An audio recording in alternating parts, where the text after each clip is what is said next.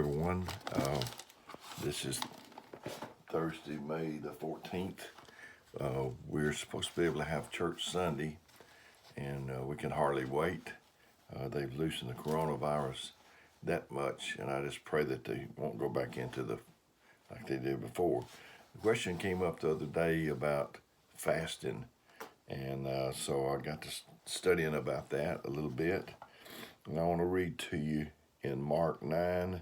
So I've already said that's one of my favorite books. So I'm going to be in Mark 9. I'm going to start at the 17th verse. And one of the multitude answered and said, Master, I brought unto thee my son, which hath a dumb spirit. And wheresoever he taketh him, he teareth him, and he foameth, and gnasheth with his teeth,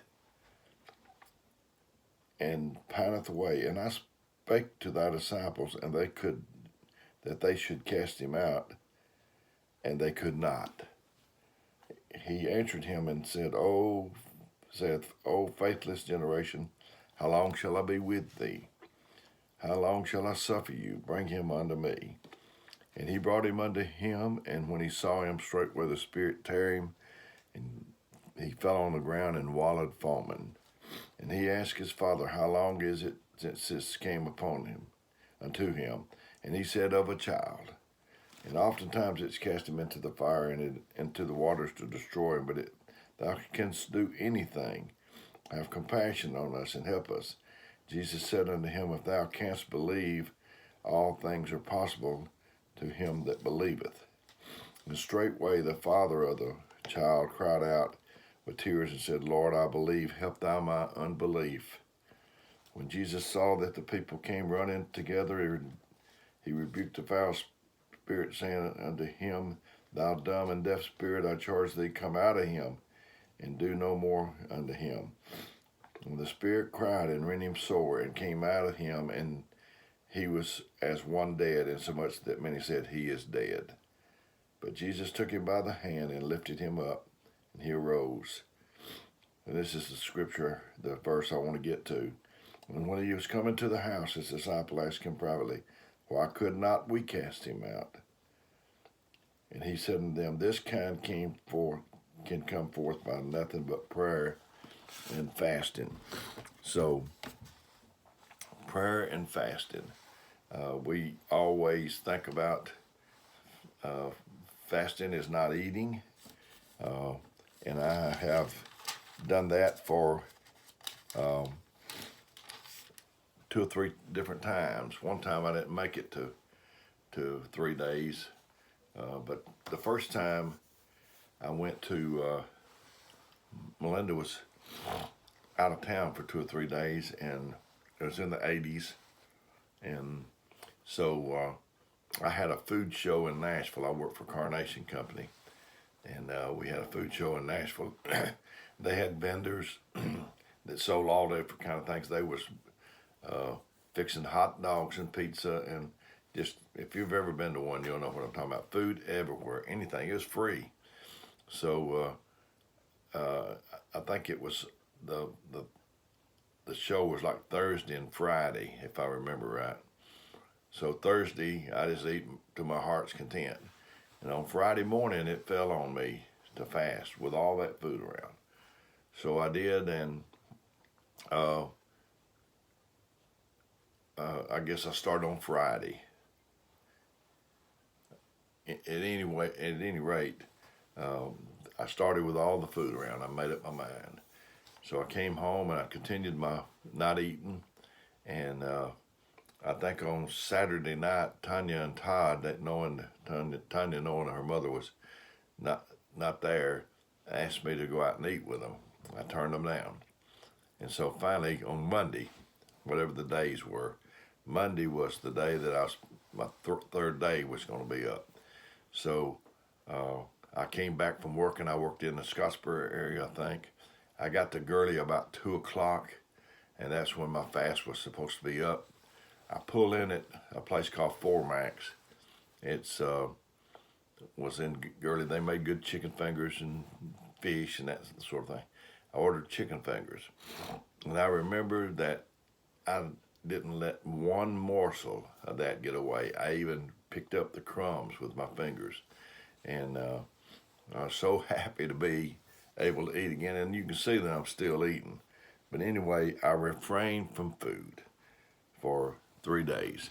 I know of some people, my mother, I think, went 5 or 6 days one time. I've never been able to make it that long. But that's the way we think about fasting, prayer and fasting. If you've ever fasted, you won't never forget it, that's for sure. And it's the toughest thing you ever try to do if God don't help you. And I'm sure about that too. I'm pretty sure about that too. I wanna turn over here, but fasting to me is refraining from something that you used to doing. It's not going to be easy. And I'm going to read in the 58th chapter of Isaiah just for a little bit. It said, "Cry aloud, spare not. Lift up thy voice like a trumpet, and show my people their transgressions, and the house of Jacob their sins. Yet they seek me daily and delight to know my ways as a nation that did righteousness and forsook not the ordinances of their God. They seek me of the ordinances of justice. They take delight in approaching to God. Wherefore have we fasted, say they, and thou seest not."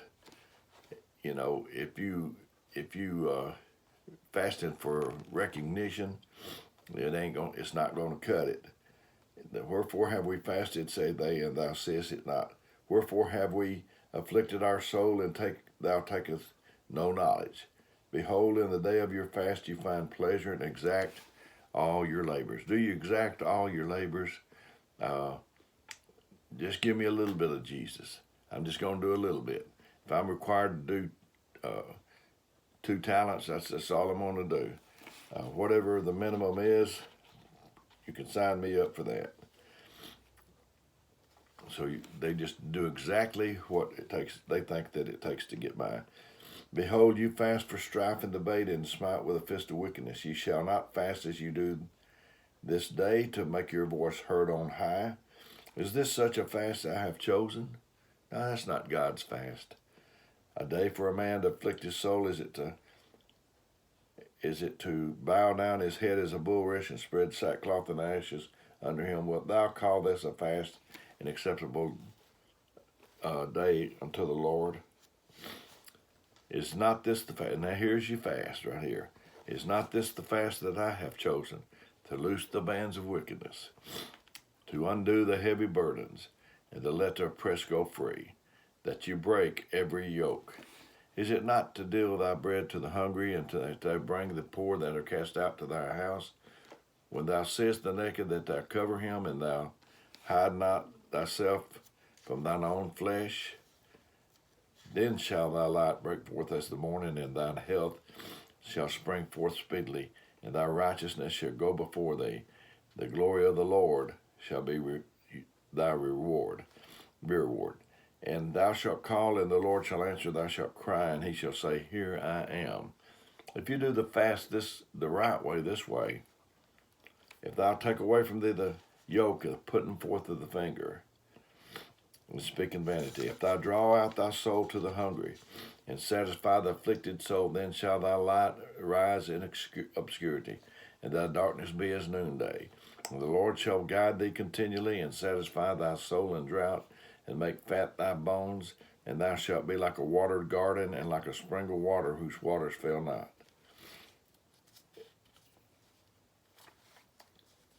And thou shalt build up the old waste places, and thou shalt raise up foundations of many generations. Thou shalt be called the repairer of the breach, the restorer of past to dwell in.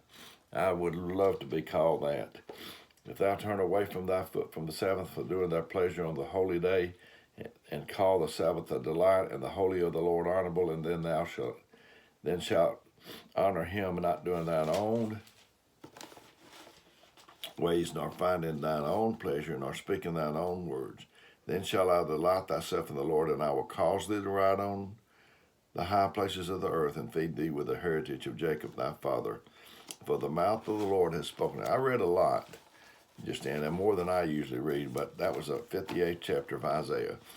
And I submitted to our church that yes, we think about fasting as food, but brothers and sisters, What if I fasted for 3 days and talked about people the whole time, stirred up trouble? Is that, would we call that? Well, I call that a fast. I don't think it's. I submit to you. I don't think it's all food. I told our church, I said, just see if we can go 2 weeks. Me and the rest of our church, go 2 weeks without talking about anybody, without saying any negative thing.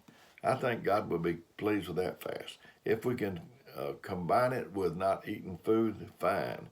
If you have to eat food, at least fast this way. Fasting does work. But when you fast, God better help you, I'm telling you, if you fast for food. There's many instances in the Bible about people fasting, and it did good. Like Jonah in Nineveh, they fasted. They got down off the throne. They proclaimed that neither beast nor man would eat. I think even taste water for 3 days. So if you can fast for, a habit's formed in 21 days.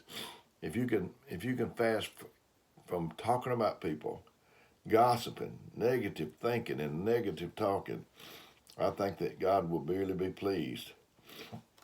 If you fast, if it's your food you're fasting from, I found that for myself about 1 to 3 days, I'm getting pretty weak, and I can't think as good. Now I can't think. I know what you're probably thinking. You can't think anyway. Well, I can't, but really, after 2 or 3 days of not eating, and I would be just thrilled with our congregation if we just all knocked off and refrained from talking about people or criticizing or whatever. Prayer and fasting goes together. Your prayer, if you've been talking about people, if you haven't refrained from fasting to that, your prayer is going to be diluted. And they're almost a forgotten time of the past, prayer and fasting. But let me ask you this, if you was to not eat anything for 3 days, and you were successful in that part, but like I said a while ago, I think I told you a while ago, but if you kept right on talking about people, I don't think your fast would be too effective. It wouldn't amount to much. To me, fasting is refraining from a normal activity you do, like eating, or, if you're prone to talk about people, or finger pointing, or blaming. I think that if we abstain from them, we've done a good job fasting. So try to abstain from criticizing, talking about people, making fun of people, making light of people, finger pointing, and how about this one, blaming other people. I did another video that said it wasn't me. We always want to point the finger at the other. It was him. Aaron said he threw that gold in and people wanted, and he threw gold into fire, and oops, up come his golden calf. It's so easy to blame other people. So let's try to do that for 21 days and just see what happens with God's people, that we just all refrain from all of that. I know that you can't go but so many days without food. Jesus went 40 days in the wilderness without food. Elijah, I think he duplicated that. And there was a man years ago, I remember, right after I received the Holy Ghost, he was protesting something, and he didn't eat for 56 days. And I think at the end of 56 days, he died. His name was Bobby Sands. And he was just bones. And you can go, maybe you can go 40 days without food. You can go maybe 8 minutes without air before your brain is affected severely. And you can go 3 or 4 or 5 days without water or whatever. But you cannot go 1 second without hope. So make your hope sure. I've really trying to help you this morning. And if I can help you, let me know. And if there's something you need, let me know that too. I love you until we see each other the next time. I can hardly wait.